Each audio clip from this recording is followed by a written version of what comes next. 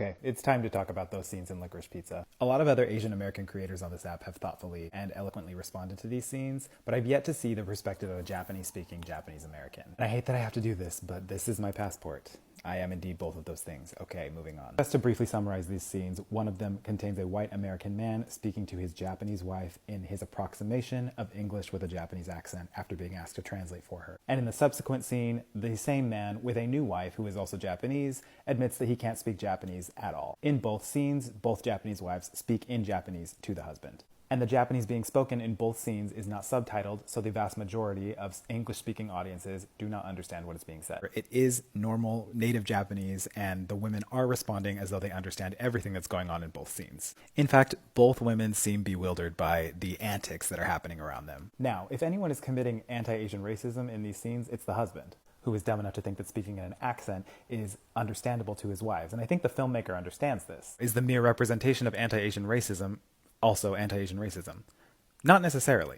I think what Paul Thomas Anderson is trying to do here is make this white man the butt of the joke, because he's racist. Is it a good joke? Not really. But I think ultimately the screenplay is going after the husband, and the women are subsequently and implicitly mocked instead of explicitly like the husband is. If anything's racist about these scenes, it's that these women are both defined by their relationship to this white man. They're just used as a meter to show how racist their husband is. But anyway, back to the topic at hand. The Media Action Network for Asian Americans has called for a boycott of Licorice Pizza, and Guy Aoki, on behalf of the organization, does cite those scenes as his main grievance. But I want to zero in on this part of his statement. Pause to read. Aoki claims that if the characters being mocked in these scenes were African American, the blowback would be swift and fierce, and it would not be tolerated. To which I say, why are we doing this?